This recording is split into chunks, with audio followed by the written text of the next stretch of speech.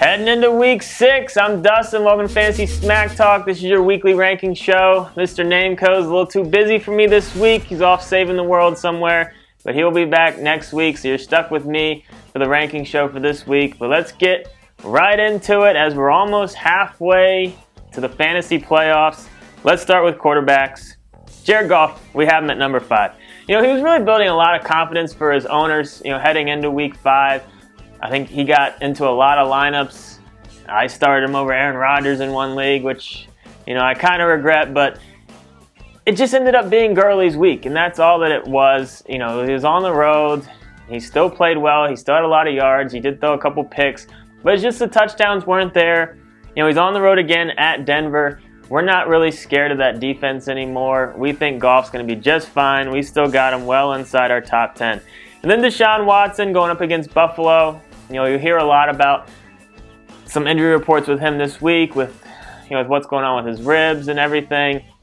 We're still liking him. I think he might not run quite as much.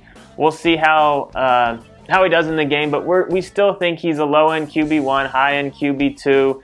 But pay close attention to the reports. If it does sound like he's going to be limited, and you are between him and someone that's very close to him in the rankings, maybe you do make the swap. But as of now, it seems like he's going to play and be close to 100%, and he should have some success against that Buffalo defense, which is good, but they're good, but they're not great. Before we get into running backs, don't forget about our FanDuel game. Click on the link in the description. It's a $5 Beat the Experts game. If you win the cash just like you normally would for all FanDuel games, but we give out a couple free entries into the following week's Sunday Million if you beat all of the FST experts. We had 2 finish in the money last week, including Brent getting second place, but BFunk11 took it down. Congrats for winning week 5. Get into our week 6 game. If you haven't signed up for FanDuel yet, click on the link, sign up and deposit. It helps us out. Let's take a look at running back. At number 10, David Johnson. Overall, he's been a pretty big disappointment just based on where he was drafted and how he's performing. He's starting to get things going, looking a little bit better, but now he's got a matchup at Minnesota. That's a little worrisome, but they're going to lean on him heavily like they have been. He's going to get plenty of touches, so volume, I think, still makes him a low-end RB1. Then I want to talk about James White. You'll notice we have 2 New England running backs in the top 20. And I think at this point we have to. It's a nice matchup against Kansas City. And the way Michelle and White have looked and the touches that they've been getting, I think they're both solid options this week going up against Kansas City. Let's take a look at the next 20. Isaiah Crowell. It seems like he has good week, bad week, good week, bad week. But last week was a good week. 219 rushing yards for him, which was crazy. He's got a decent matchup this week going up against Indy. He is battling somewhat of an ankle injury, but it doesn't sound too serious. Just the inconsistencies are why we have him this low, and he is still splitting carries with Powell out there, splitting touches with Powell. But Crowell, we saw it week 5. He's got big play potential. He's definitely a high upside flex play for us this week. We think he could have another good game. And then let's talk about the Philly situation. The $1 million question. Who's going to have more value, Corey Clement or Smallwood? Honestly, it's hard to say. When you look back at the game that Ajayi missed earlier in the year, Clement out-touched Smallwood 19-13, but Smallwood had better stats and found the end zone. It's hard to say. As of right now, we have Clement just a little bit higher. I've gone back and forth on this in terms of who I like more, but it's going to be a nasty timeshare. But on that offense, they should both get enough touches to be relevant. It's just going to be hard to say who you should trust each week. But they both should be picked up until we figure this out, and then we'll see if they end up trying to trade for McCoy or anything like that. But if you do have lineup questions, don't forget to post them in the videos. We get to as many as we can. It's hard for us to get to them during the week, but we try to get to them over the weekend before the games start. And also, if you feel confident answering other people's questions, we want it to be kind of a community type thing. So get in there, answer some questions, leave some questions, and we'll talk some week 6 start-em, sit-ems. So let's look at the wide receivers. I want to talk about number 16, Cooper Kupp. another really good week for him, week 5, and he did it in just a half of football. I mean, the guy seems unstoppable. That offense seems unstoppable at this point. We got him at 16 though, because he is coming back from a concussion. It sounds like he'll be cleared in time, but just keep an eye on that.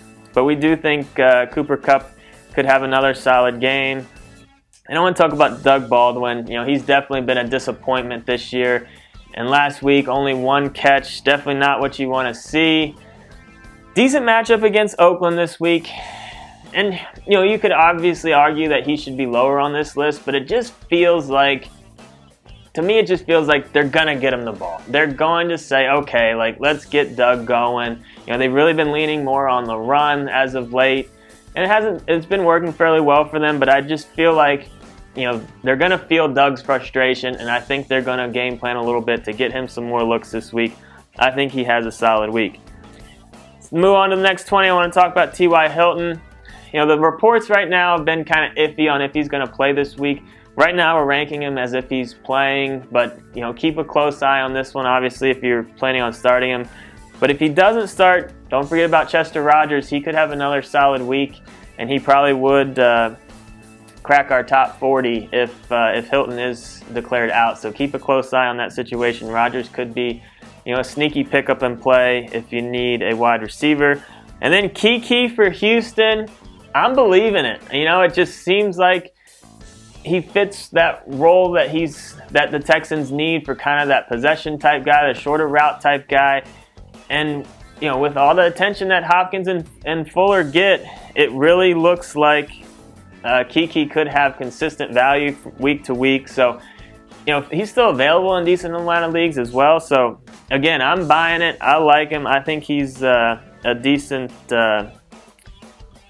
wide receiver 3-4-ish for you in fantasy. So keep an eye out for him. Rookie receivers having some impact this year. So let's take a look at tight end Greg Olsen. All signs are pointing to him probably coming back this week. So he goes right back into being a decent tight end 1 for you in fantasy. Unless you have a really good option, you're probably starting him this week. And then Vance McDonald. It just seems like every time we get just a little bit of confidence in a Pittsburgh tight end, it just the targets go away. It's pretty frustrating. Vance McDonald, he's looked so powerful and explosive and just fun to watch, but it doesn't always mean he's going to have consistent fantasy value. So we got him outside the top 10. He could have a good week at any time, but at this point, it's just hard to trust him. Tight end's just been crazy this year. It's been a hard one to figure out. And let's move on to defenses. First one I want to talk about is Minnesota at number 4. Overall, they've been somewhat of a disappointment this year, just in terms of expectations and how they've been performing. But you got to think with a matchup against Arizona this week, they should be able to get things going. So we like Minnesota's defense.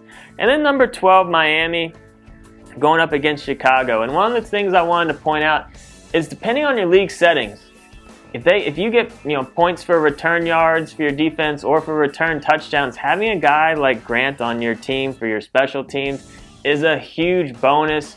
And it's he's not going to run one back every week, but when he does, it just makes your defensive weak. And Miami's D has been fairly decent this year, so I think I think they should be picked up in more leagues. They're available in a ton. I don't mind them as a streaming defense this week. Even though Chicago has looked a lot better on offense as of late. But that's our Week 6 rankings. Like I said, post some comments. Get into our FanDuel game. Give us a thumbs up, subscribe, and answer everyone else's comments too if you want. Good luck Week 6.